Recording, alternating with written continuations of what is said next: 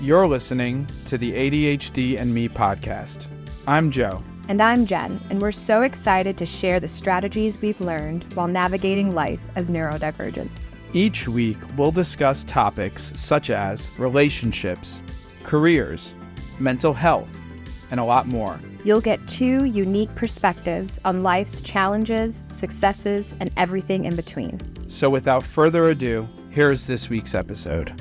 Welcome back to the ADHD and Me podcast. My name is Joe. I'm Jen. And in our previous episode, we introduced who we are and why we started this podcast. I wrote down what I'm going to say. Okay, are you ready? I'm ready. Okay, in this episode, we're going to spill the tea, get into the nitty gritty as to what it was like before, what it was like in what I call the dark ages. Why are we getting personal? Because life is messy, marriage is hard, and there's no point in telling you only about the good times, because without the bad times, we wouldn't be where we are today. So stick around to the end because we have a top 5 thing that saved our neurodivergent marriage. It's a hard word to say, isn't it? Yeah, neurodivergent. Yeah, well, we'll figure out a shorthand for that. Yeah. Joe, let them know what you have. Well, if you listen to the previous episode. If you listen to the previous episode, we ended it with a little bit of a teaser. Cliffhanger. We had a different title for the podcast, a slightly different premise, but then things changed. I don't really remember the exact, maybe 2020. What, the year? Yeah, 2022. Which was the year? In the last 2 years, I discovered after a few conversations with a counselor / First time ever going to one. First time single. Well, yeah, pretty much, right? That I have something called OCPD. Don't get it twisted because everyone's going to immediately think OCD. And unfortunately, the people in the medical journals and the psychiatry world unfortunately named these things so close together that people think they're the same. It's confusing. But unfortunately, that they couldn't be further from the two. So basically OCD, which you're probably thinking of, is someone has to like impulsively do something, and like I'm oversimplifying this explanation, but it's like I need to touch this thing in the exact way or something bad's gonna happen. Yeah. So OCPD is very different, so much so that with OCPD there are 8 things and characteristics that someone with OCPD can have, but they only need 4 out of to meet the requirements. I will very quickly read off my phone the 8. And out of the 8, are you going to tell us which ones? No, you will. That'll come out in conversation. I'm curious. Because we still have to talk about ADHD. Oh, no. So the 8, I will go right through. Number 1, and also, why don't you maybe, when you're listening to this, maybe see if you meet any of these. But again, you need 4, and of course you need to talk to a professional to really diagnose you. Number 1, the person is preoccupied with details, rules, lists, order, organization, or schedules to the extent that the major point of the activity is lost. Number 2, shows perfectionism that interferes with task completion. Number 3, is excessively devoted to work or productivity to the exclusion of leisure activities. Number 4, is over-conscientious, scrupulous, and inflexible about matters of morality, ethics, or values. Number 5, is unable to discard worn-out or worthless objects even when they have no sentimental value. Number 6, is reluctant to delegate tasks or to work with others unless they submit to exactly his or her way of doing things. Number 7, adopts a miserly spending style towards both self and others. Money is viewed as something to be hoarded for future catastrophes. And number 8, shows rigidity and stubbornness. That's a lot to digest. There isn't actually a ton of information out there about OCPD. Everyone has a lot of information about OCD. Yeah. I have listened to almost all the content out there on OCPD, but that is just a taste of things that I resonate with at least 4 or more. What about ADHD? ADHD. Let me get out my phone because I can't remember everything from here. Hold on one moment. Why is no one ready? ADHD is attention deficit hyperactivity disorder. It is a chronic condition including attention difficulty, hyperactivity, and impulsiveness. Often begins in childhood and can persist into adulthood. It may contribute to low self-esteem, troubled relationships, and difficulty at school or work.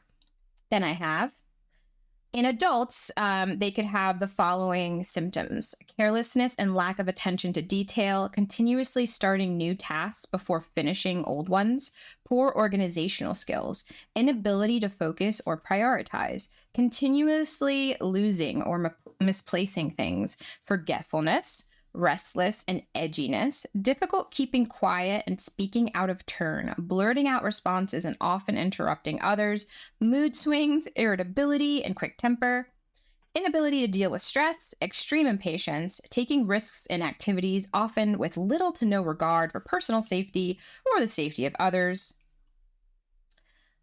It's a lot. I feel like they also missed a few in there, like having like constant decision fatigue and overstimulation, or we'll talk about that.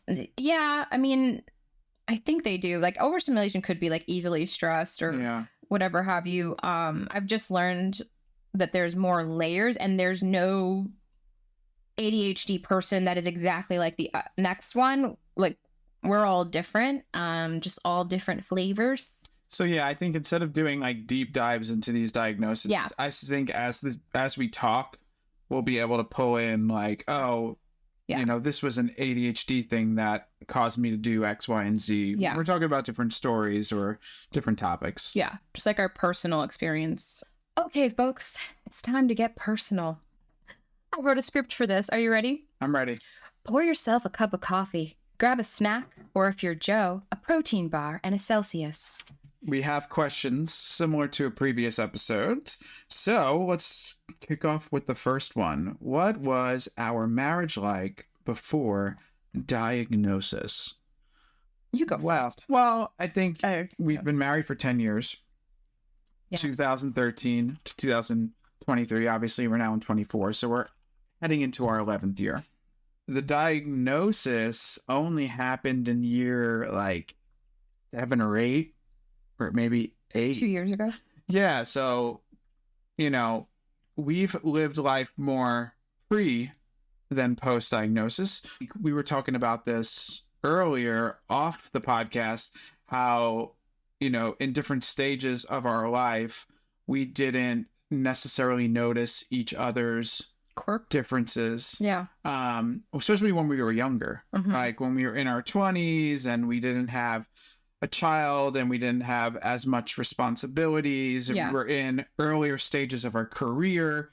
We were in New York City for a time versus the suburbs. Yeah. So, but to the question, what it was like before, I think it was initially didn't feel like there was like this difference, right? Because like I think they said that in something that I listened to, OCPD and ADHD, while they can ultimately be designed to rub each other the wrong way, they said in early stage relationships, it's actually like a match made in heaven because the OCPD person is constantly very like in the zone, in their routine, and the ADHD person is bringing them out of their shell. Yeah. So, you know, think about it, right? I did not eat a lot of different foods early on. He would only eat, and this is not even, now we're talking about dating, but still it's relevant. I know, but still, like even when he would only eat chicken fingers and french fries. Like he didn't like eat sushi or Indian or Thai. Like it was just like sesame chicken, same thing over and over. Chicken fingers, french fries, like burgers, basic like basic food. And then as we kept going on in our relationship, I got introduced to sushi, Korean barbecue, all this other cuisine, which I'm so glad I did because now I eat so much more. Yeah. But again, it's just an example of early on, it's like, it's actually could be a good thing. Like, oh, you guys are both a little opposite. So you're now bringing out little bringing Mhm. out differences in each other. It's exciting. It's new. What do you think about early on in our marriage, the first like few years? I think we didn't have a ton of like issues or big arguments. Yeah. We were both constantly just like working, and then when we got home, I would make dinner and then we would just watch a TV show, and then after work we'll go out to dinner and get our Uber home, and that was just kind of like we just I don't know, I feel like we were just having the time of our lives. And so like It then wasn't. as you know, as you progress in a relationship, Yes. then things get serious, and then a child comes into the mix. Yeah. That's an entirely new dynamic Hmm. because some people, the one of the spouses have to stay home, Uh-huh. one of them get to go to work. Sometimes, if you're lucky, you can have someone watching your kid and both of you can go back to work, but that's a whole dynamic. Yeah. But I think, correct me if I'm wrong, Hmm. the the tipping point of realizing all of our kind of like differences and frictions in the marriage probably was the pandemic for the most part, Yes. right? Because that was the first time ever that we were both home with each other 24/7. And we didn't realize that until a couple of years after, Yeah. because we were like, wait, why are little things Yeah. irking us, like leaving something here on the counter Mhm. versus it? And then Jen had the realization one day and she was just like, wait, but this is new. Like, Yeah. we've never been 24/7 in a working from home Yeah. together. And then when you're not working, you're still in the home Mhm. together. Like, And it's not like a massive like home either where I could like go into the West Wing and like hide from him. It's like we're in each other's space, and Yeah. that's just constant. And he was never around. But for example, I told him, I was like, okay, why is it different? Because the house was always a mess. I was a stay-at-home mom. And, Harper was like a whirlwind. And I just, at the time, didn't know I had ADHD. And I was always just tired and overstimulated and never had a break. And so the home never changed, right? The home was still messy. But when the pandemic happened, he would see it and be around it all the time. And I could see that it would affect him. And like, he got to see what I would do and like I guess, I don't know. Well, also talking back to I was reading the 8 different OCBD things. One of them's like being overly productive. Yes. I thought, gosh. I never worked from home full time, but now it's like, well, if I'm working home from full time, like in between this call, Yeah. I'm going to put a load of laundry in, and in between that call, I'm going to do another task, and there was no breaks, Yeah. and it was like nonstop. But I think this kind of like this whole pandemic thing rolls into the next question, which is like, when did we realize we needed to see a marriage counselor? And I think that again was one of the main things because it brought up a lot of frictions between us. Yeah. And then the other part of the question is, how did that help? But I think one of the things that I wanted to bring up that like people who've never done any form of counseling before may not realize is that, especially with the marriage counselor, Yeah. I think most people, I'm going to even say most people think that if the word marriage counselor gets brought up, Oh yeah. then It's a stigma. it's a stigma, but also that means their marriage is felt like broken. It's like an admission that your marriage is broken and that you need to do this because of that. But in reality, I think I heard Casey Neistat say this once, because Love him.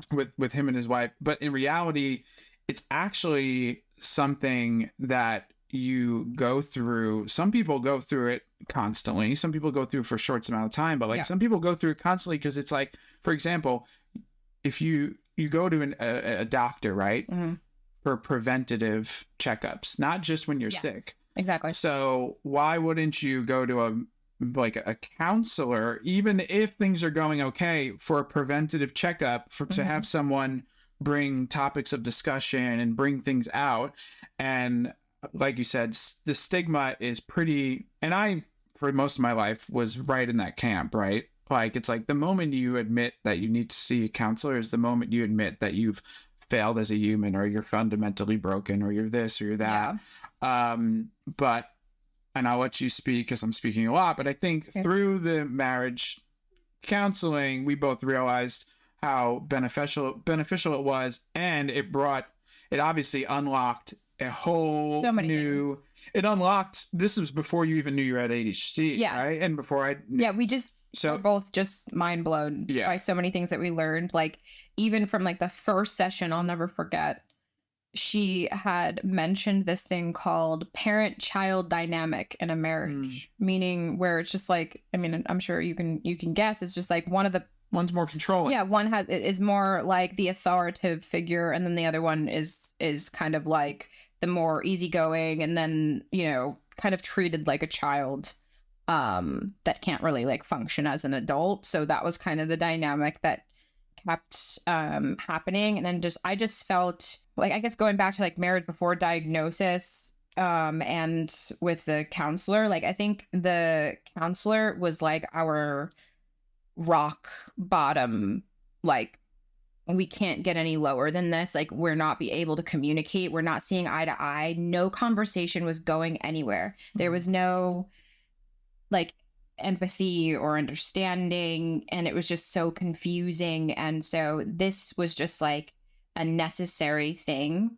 And I feel like we saw a marriage counselor before the one that like changed our lives, and she was like around our age, and it didn't really like do much. But this gotta find the right person. This new one was just like Yoda. But I think so.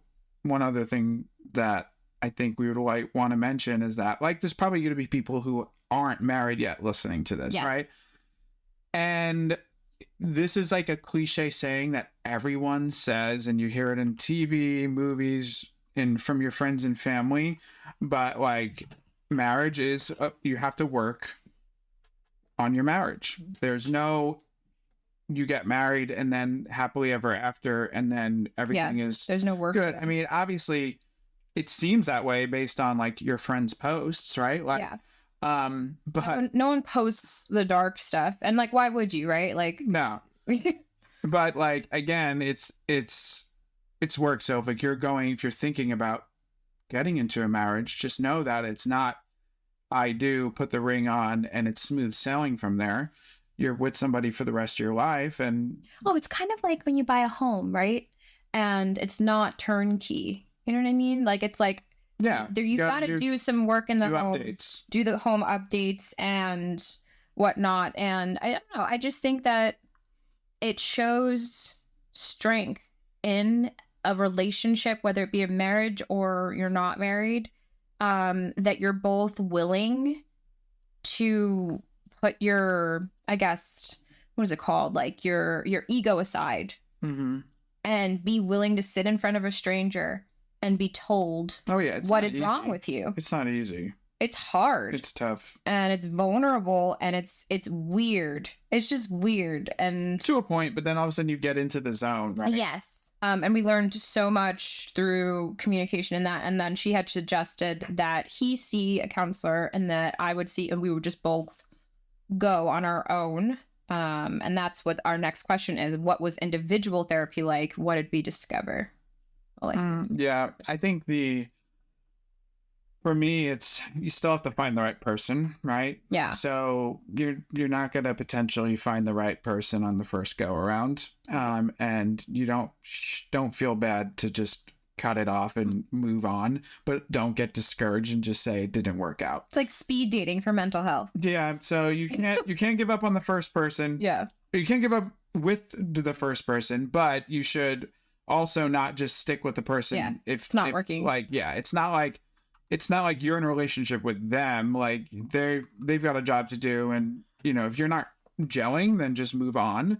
But when you find the right person, because you went through many. I went through I didn't have to go through many, but you went through many, and when you find the right person, it's like the I don't know, like the fog is lifted. Yeah. Yes. And at last I see the light. And at last I see. Exactly. What did you discover Yeah. about yourself individually, like how you communicate, like, you know what I mean? Yeah.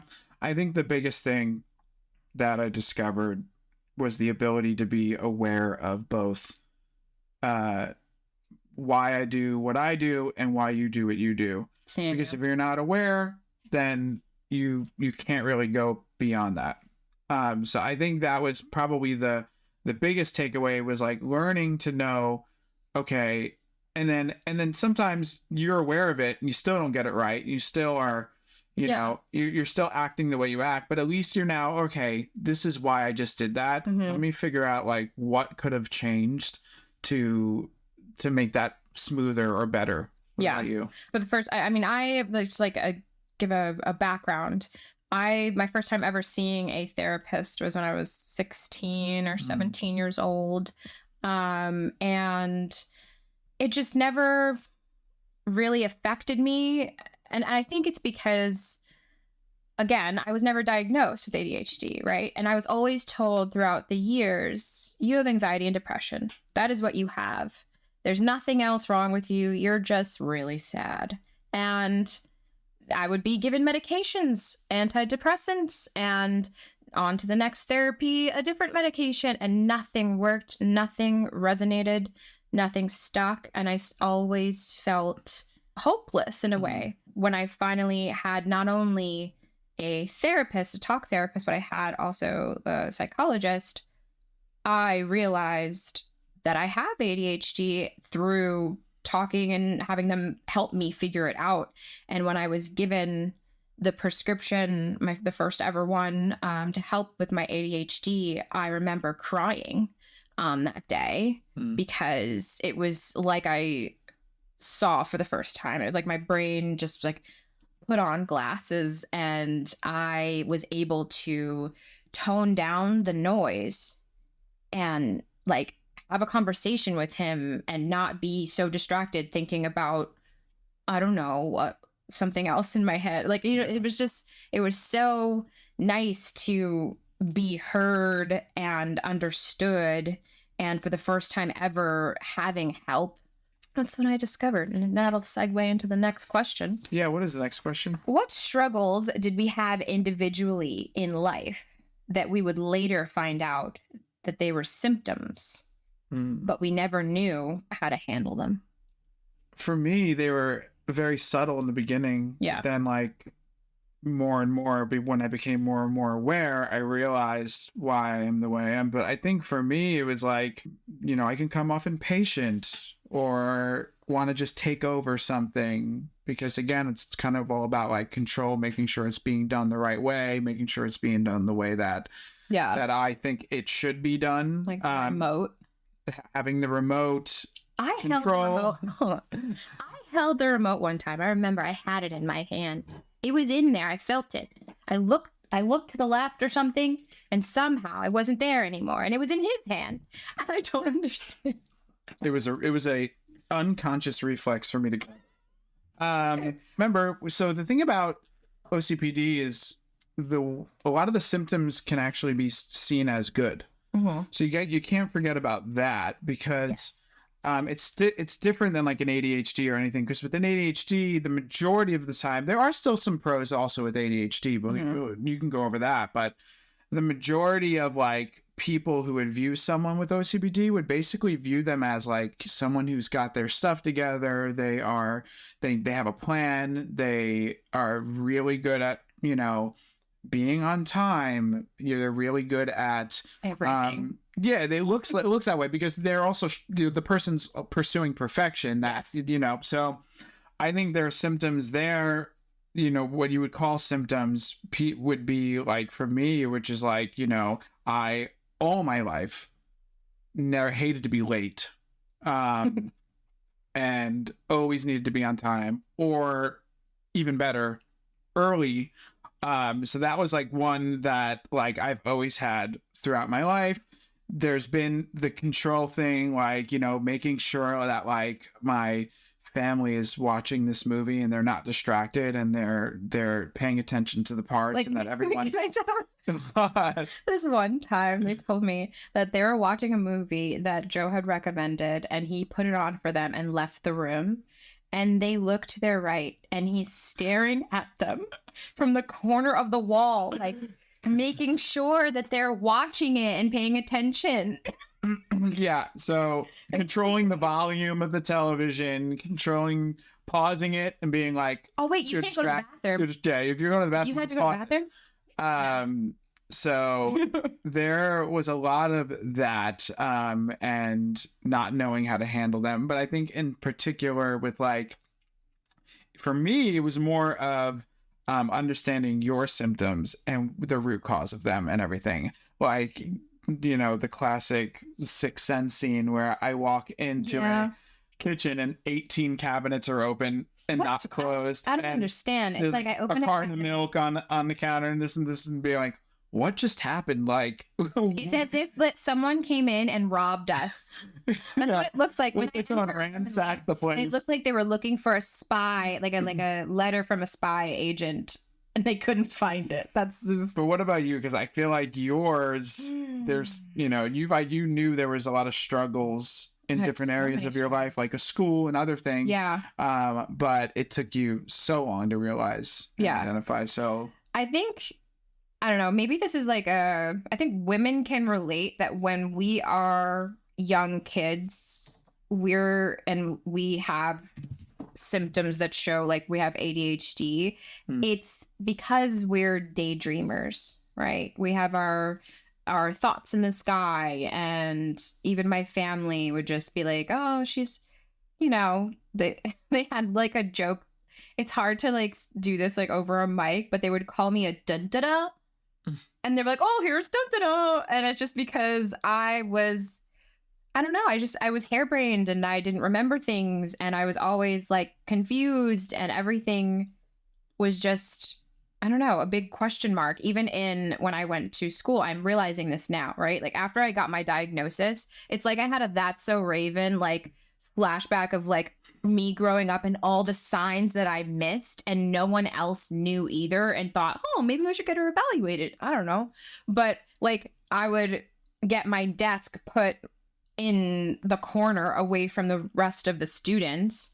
And so my parents would come in and have like a parent teacher conference, and they're like, oh, where's Jen's desk? And it's like over by the sink, and the arts and crafts and the paint and everyone else was over to the right. And that's weird. That's normal, right? Just like different things like that. Even me having to go to different like special like what is it, like learning centers and different extra like hooked on phonics. I don't know if you're old enough to know what that is. Just different things throughout my life. I realized, there's something off, but it's just because I'm silly.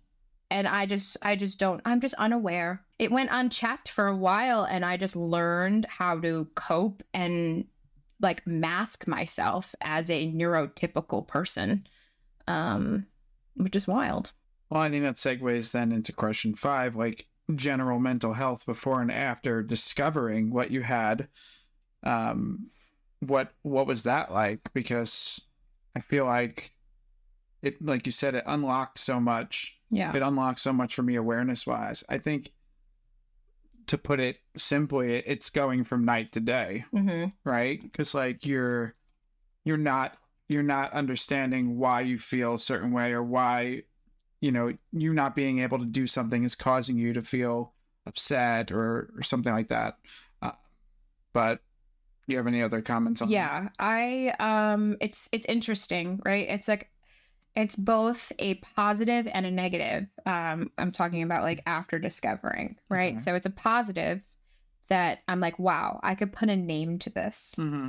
I finally figured out why I am the way that I am, what makes me tick, what triggers me. However, I also felt grief for my past and growing up and going through school and feeling dumb always, feeling behind, forgetting to do homework, feeling constantly like overstimulated and not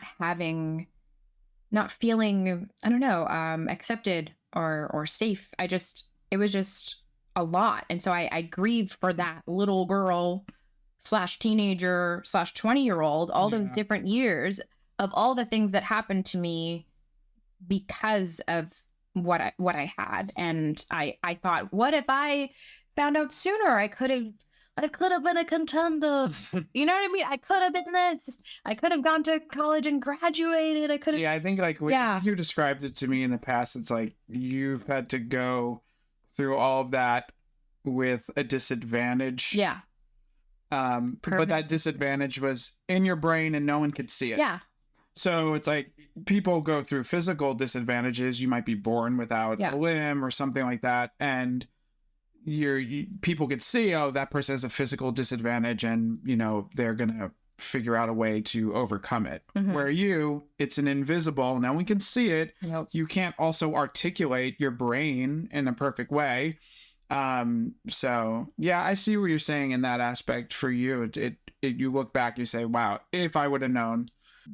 I think the fact that we do know now is like, So much better. something to look forward to on that side of things. And I think like us talking about it will then help somebody think about maybe I should pursue looking to see if this is something I can get diagnosed with, because like someone might be going through something very similar and they Yeah. haven't been able to put a name to it. Yeah. It's like, why struggle through life when you can have the necessary information and tools to make it better? It was life-changing for me, and I now know, okay, well, I am not a severely depressed and anxiety-ridden person who needs antidepressants. I just need to understand how to manage my symptoms and ADHD and know what triggers it so I don't fall into a spiral and feel worse. Yeah.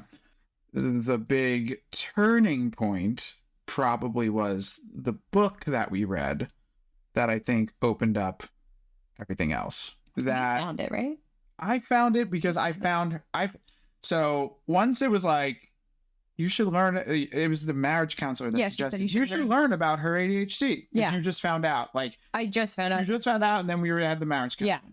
So then I went on like a podcast spree, and then this woman came on the podcast, and like the stuff she was talking about, like very much resonated. And then I got the book. This is the book if you're watching. If you're looking at the video feed, And then if you're not, it is called The ADHD Effect on Marriage by Melissa Orlov. yeah, and this person doesn't have ADHD. Her husband does. Yeah. And she discovered all of the different difficult dynamics between herself, who was an ADHD, and her husband, and so much so that she did extensive research, became basically like the authority on ADHD relationships, and then eventually published this book. And I think if I had to put one word to it, it was eye-opening, because she kept having example of example of example of example, and we both listened to it at different times, but Yeah. we would both be like taking our earbuds out or putting the book down and be like, can you believe this? This is us. Yeah. Like it was wild. It was actually like, I think, my first time consuming content that had to do with ADHD. Give you examples from the book. The book will be like, well, you're ADHD, the non-ADHD person might be viewing their ADHD spouse as lazy, as not caring, as inconsiderate. And it's like, well, all of that you knew, that's not true. Throw that out the window. They're not lazy. They cannot do things the way that you do things. They cannot do laundry the way you do laundry. Like someone with ADHD needs to have like a very specific system in place, and can't have things all over the place, because then they'll get distracted. So it's like they see a huge mess in the kitchen, and the first thing they look at is spatula, right? And then they open the drawer, and then their ADHD says, forget about cleaning the kitchen. You need to reorganize the drawer and get spatula holders. And you know what? Go on Amazon. They go on Amazon. They look for spatula utensil holders. But then on Amazon, there's an ad for something. And then boom, you're now all of a sudden researching, I don't know. Yeah. And before you know it, you're at a Broadway play. Yeah, right. How'd you get there? We will never know. No, yeah, it's like You see Hamilton. It went Exactly. from spatula. so. Yeah. So that was It's a like, good analogy. yeah, that was like really eye-opening for me, because then it was like, oh, you know, she after doing a bunch of socialization and Oh yeah. going to parties and other things, like they can't just then switch gears and be like, oh, let's go talk about finances. Oh, that was the other Yes. thing, which was like conversations and when to have them, right? I The think timing. the book talks about that too. It's like you can't just like walk into the door while they're in the middle of something and be like, hey, like talk right away. can we talk about something real quick? And Stop what you're doing. and for them, it's like, well, if I stop what I'm doing, like I'm in the zone. I'm like gonna be completely. I'm gonna end up derailed. in Narnia. What? Anything else from the book that Yeah, comes to mind? you said it exactly right. I think it was really cool too that she had like stories of real individuals and Oh yeah, and that was cool. like each individual would talk about their point of view and how they felt in the marriage and what they go through each day. And it was, I cried. I literally wept because listening to it. It was wild. It was so there were some yeah. there were some sad stories because I think the other big thing about this book, right? It's like you can read it 1,000 times if you have ADHD, but if your spouse isn't willing to read up on what you have and then come to like the realization that this person works differently and they then view it differently. Like there was unfortunately some sad stories in here of like people who like one of them was ADHD, one of them was not, but the person who wasn't ADHD didn't want to put in the work to read up and they just gave up, right? But there was also some encouraging stories about how, you know, people were literally, you know, at the lawyers signing a divorce paper and then gave this ADHD book, or this woman has a course, they gave it a chance and it like turned their whole world around. Yeah. I think too, like listening to this was at, like I said, rock bottom of our relationship. Like this was like during those moments where we're like, okay, well, like what other choice do we have other than the D word, right? Like that means divorce. I don't know. But like that was just like that was where we were at, which we never thought that anything would come to that point. But it was just, it felt like this book was something that gave us the necessary, like, hey, like, it's gonna be okay. Like, I know the statistics say that, you know, I forgot what it was, but it was like a high percentage. Oh yeah, for like people in ADHD marriage, yeah. The divorce rate's huge. I don't know. You can Google it, but it wasn't great. But this book gave us like a light at the end of the tunnel because, again, this woman that wrote it is married to someone with ADHD, and they are learning and growing and communicating and getting through it. And I think you just need a partner that is willing to put in the work and put the egos aside. Like I knew off the bat, I even apologized to him. I was like, I know that everything that I do triggers you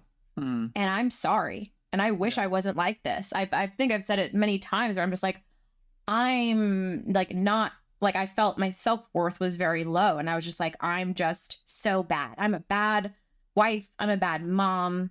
I'm just bad at everything. And it was a really hard and dark time. And then this book just let me see that there's other people in the world that think this way, feel this way, and are going through this.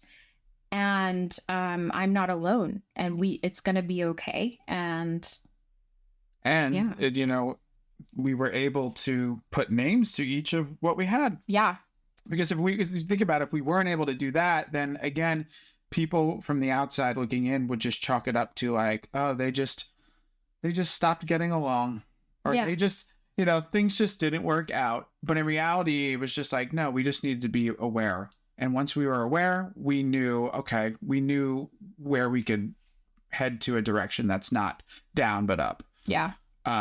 So let's get to the top 5. Yay! Let's get to the top 5. And then after this, I think we'll wrap it up. So you want to give us top tip number 1 of things that help save the neurodivergent marriage. Okay. Tip number 1.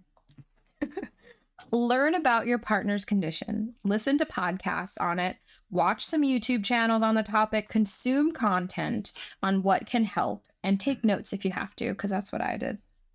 Yeah, and then I think it's like, okay, for this one, say you don't know if your partner has like a specific diagnosis. Yeah. But I think if you are trying to have a healthy marriage and you go to marriage counseling, there's just going to be topics that come up that, you'll want to read up on more, because maybe a topic in your counseling session, they may say like, oh, well, he doesn't care, he's not considerate, or maybe you can find another marriage podcast of like, all right, what are things I can do to show my significant other that I'm paying attention or I care, or something like that. And like the beauty of the internet is like there's almost an endless supply of content, both in Google, but also you've got TikTok, you've got YouTube, everything, you've got all the social media. Fantastic. So number 2, if your partner is not doing what you expect of them or holding up their end of the responsibilities, instead of placing blame right away and making them feel bad, find out what they are going through, what is their mental state, and ask how you can help and support them. So this one kind of also rolls into number 3, which is communication, which we'll talk about, but this is like a specific type of communication. Yeah. Which that's like big in ADHD. This is probably also, this was something that we're not the best at, but we do it from the check-ins, right? That's been suggested for marriage counselors. It's like, we need to do a check-in. Check-ins. And because like, if you don't do a check-in, you're both thinking about things and they're in the back of your brains. Yeah. And then you fall into the mind reader trap where you realize, you think, oh, they know exactly what I'm thinking. Yeah. But your spouse is not a mind reader. So that, I think, is the big thing. And also like being more vocal about like where you are at, right? Like you might go to the person at the end of a work day and just be like, hey, I had the craziest day. Like I'm not going to be able to I'm not gonna be able to cook tonight. We should just order food. Or I'm not gonna be able to do this. Like just having that proactive like way of telling things. And again, I know that I don't always do it. Sometimes I like to revert to just keeping it all in the head, but it's a big tip. Next one, segue, is communication is key, but you have to do it even more with your neurodivergent partner. There's no such thing as TMI, and you can't judge each other on what is said. You have to work through it with patience and understanding. And that was one thing I finally felt comfortable with, is telling him exactly what I'm thinking and feeling in that moment, even if it's really dark, even if it's really weird, whatever it is that I'm feeling or whatever, I feel comfortable telling him anything, and I feel safe because I know that he won't judge me and he'll be there to help me navigate it. And this is also not just a neurodivergent thing, because like separately from the OCPD, I just wasn't the best communicator growing up. Yeah. So I had to break through that communication shell. Yeah, you're great. Once you break through, 10 years ago, I would not be doing this podcast, right? So like being able to communicate and do that like fluidly and just be open is like, I mean, some people would rate that the number one like tip for a relationship. Oh yeah. For communication. Sure. Yeah. The next one is shift your mindset to your ADHD is causing this versus you're just being lazy. Or I understand that having your routine suddenly change really affects you and saying, I'm sorry that happened.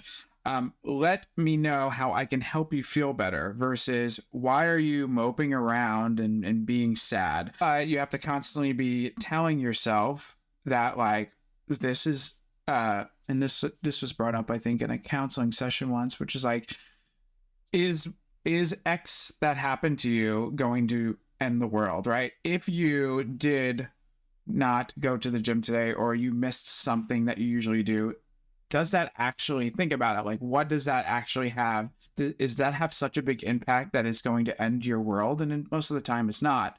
And then from the ADHD side, it's more about communicating about like, wow, like I couldn't fold laundry today because I'm just like pooped, and actually vocalizing that versus like just kind of like keeping it to yourself and letting the other person think that like you're just being a recluse and trying to, go away from everything. I think it's like both. I think like the first step is like your initial mindset towards your partner, realizing their triggers, right? And knowing like every time I see you upset, and I know it's because, like, anytime I know that if you can't do a certain thing that you love to do, or something is different in your routine, I know how it affects you because of our communication, right? And so I am empathetic. I am caring. I am giving you a hug. I'm asking you, how can I help you today? Like, do you want to go on the Peloton? Like, what can I do to make you feel better? Like, even recently he came up to me, and I forgot what was the question you asked, but you didn't go to the gym. You came straight home and you're like, I need to talk to you. Yeah, and it was good to talk. And it was great to talk, and you opened up, and then through that, In the past, that would have stayed in the head. yeah. And then maybe would have came out 2 days later in like a snide remark, or just like keeping it all, bottling it all up until it explodes. That's so bad. Do not, I'm so passionate about this. I'm just going to I'm not going on a 2-second rant. Do not bottle things up. Yeah. Whoever is listening or watching this, do not keep it in. If something is bothering you, whether it be external, your boss, or if it's like your life, or even if it's your partner that is doing it and affecting you, let it out. Let it come. Let it out. Just let them know, because then you'll be able to fix it, right? Like, it's just going to get worse and worse the more you pile it down. And you're not going to feel better. It's going to be worse. Tip 5, don't be stubborn. Understanding that it's not my fault or his fault. We just have to navigate differently to make things work. We have to be willing to work on ourselves more than we ever have. It is constant and never ending. You will feel like you're always in school, but we promise it's worth it. Because the more you learn how to work through your struggles on your own, the better person you will be for your partner. Yeah, I mean, being stubborn is something that is a big barrier to break through, and it's probably going to be easier for some and harder for others. Yeah. But I think, when you look at whether it's your relationship in a marriage or just how you are with other people, you have to be open. You have to realize that, like, not everyone can do it on their own.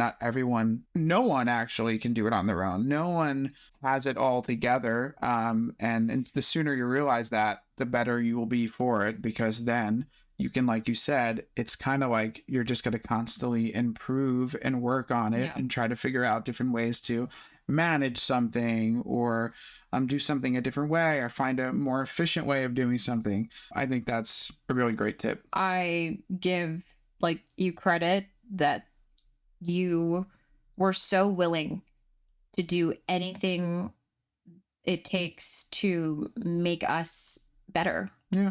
And that was huge. Like, that's all anyone could ever ask for. Like, even, when I didn't see it, he did.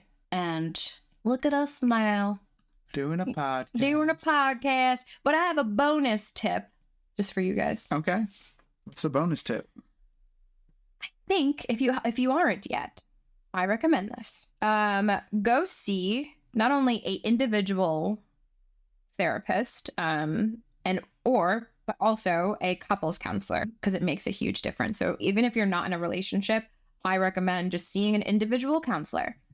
Because even if you feel like everything is fine, it's just good to have that constant person to talk to get advice from. Yeah. You might not realize something. They might totally blow your mind about how you've been living throughout your whole life and turn your world upside down for the better.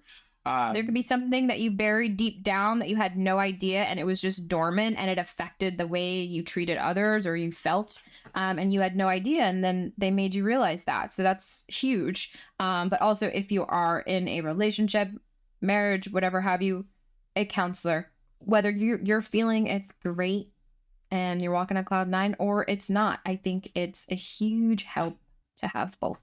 Yeah. Thank you again for joining us. Episode 2 is done of ADHD and me, and we'll see you next week for episode 3.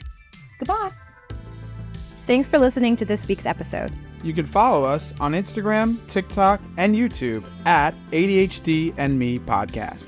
Our theme song is by @It'sOfBoth. New episodes every Wednesday. We will see you there, or we will see you on another time.